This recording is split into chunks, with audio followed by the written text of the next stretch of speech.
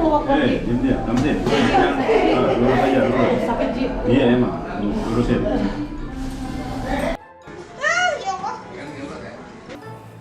Jatuh di mana, Bu? Coba. Kamar mandi, sebelum kamar mandi. Oh, licin kamar mandi ya? Oh. Depan kamar mandi. Oh, patah. Nih, Bang. Coba di zoom. Nih. Tuh. Tuh. Penanganannya gimana? Tuh, patah nih. Sini patah nih. Ini penanganannya setelah dilakukan reposisi, pelurusan. Inilah hiruk pikuk sehari-hari di tempat ini. Reparasi tulang legendaris Haji Naim. Meski hari belum terlalu siang, kesibukan sudah sangat terlihat di bangunan bernuansa hijau putih di Jalan MPR 3 Dalam, Cilandak, Jakarta Selatan. Sejak tahun 60-an, pasien dari seluruh wilayah Indonesia dan berbagai kalangan datang ke tempat praktik pijat tulang ini untuk mendapatkan pengobatan. Tak tanggung-tanggung, sederet artis dan selebritis Indonesia juga mendatangi tempat ini. Lalu, siapa sebenarnya Haji Naim? Dari mana keahliannya ini berasal? Haji Naim atau biasa disebut Haji Naim sebenarnya hanyalah petani biasa yang berdarah Betawi. Terlahir pada tahun 1917 dengan latar belakang pesantren, Haji Naim muda memiliki ketertarikan tinggi pada dunia silat. Dia tak segan untuk merantau dan berguru di beberapa daerah. Sampai pada satu titik, Haji Naim belajar teknik pijat di daerah Cimande. Terus juga beliau berguru ke Banten. Dan beliau juga terus berguru ngebara lagi ke Cimande. Terus dari Cimande beliau belajar ilmu pijat. Namun karena beliau sudah dibekali dengan ilmu-ilmu yang lainnya dari tempat-tempat tertentu yang beliau ziarahi, jadi beliau dikombinasi antara pijit Cimande dengan ilmu-ilmu yang lain yang beliau dapat selama beliau berguru di tempat-tempat tersebut. Dengan keahliannya tersebut, Haji Naim yang punya jiwa sosial tinggi mulai banyak membantu warga yang punya masalah dengan tulang dan otot. Awalnya, hanya beberapa orang saja yang tahu kemampuan Haji Naim.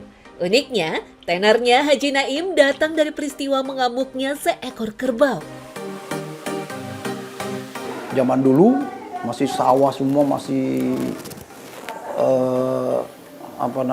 ladang, ada kebun dan macam-macam. Ada kerbau ngamuk, kemudian banyak yang jadi korban, dan di situ beliau praktekkan ilmunya. Tersebarlah Haji Naim dapat mengobati orang yang keselio dan patah tulang.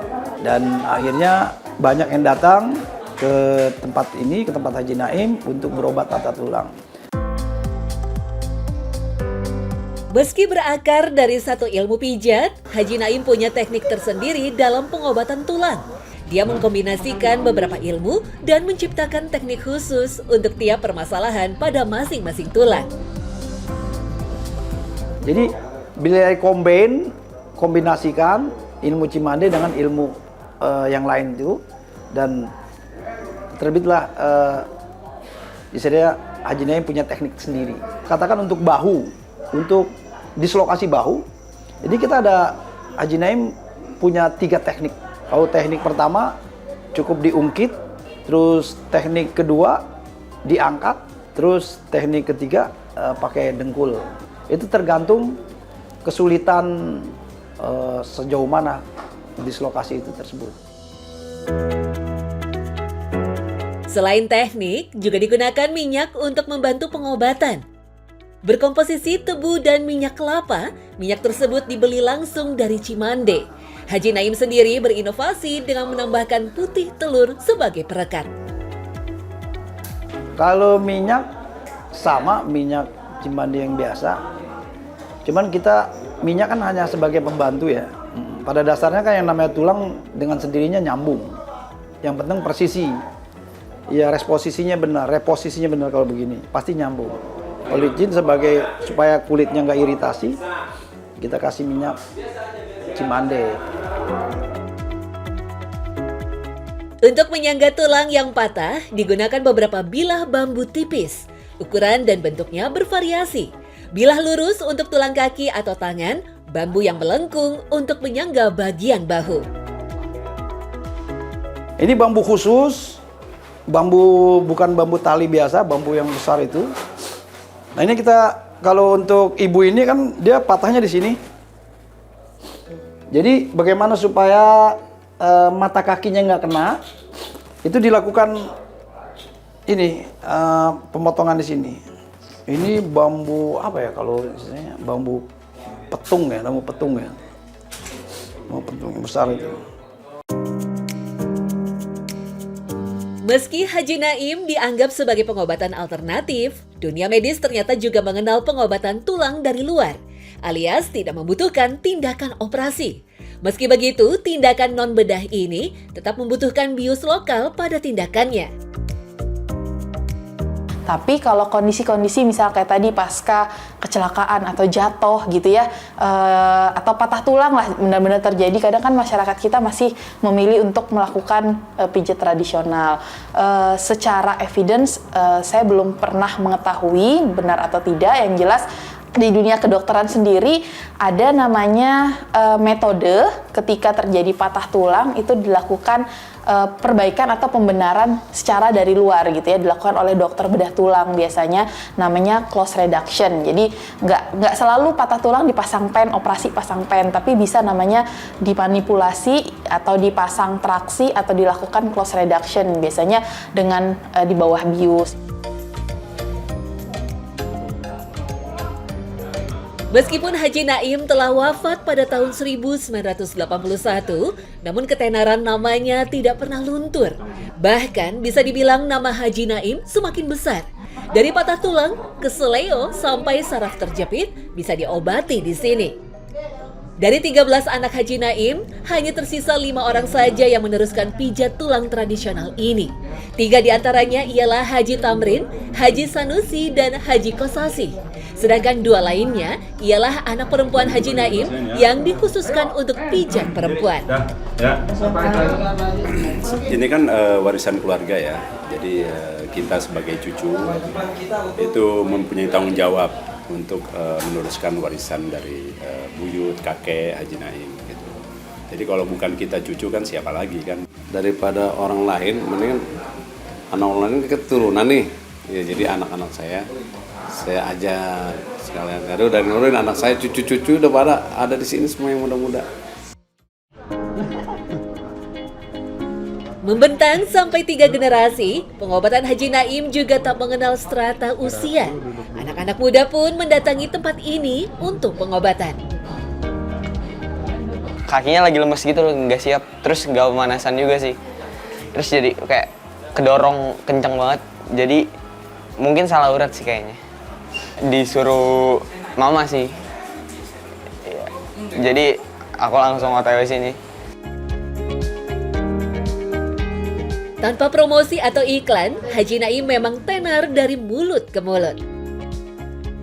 Jatuh dari motor, tabrakan.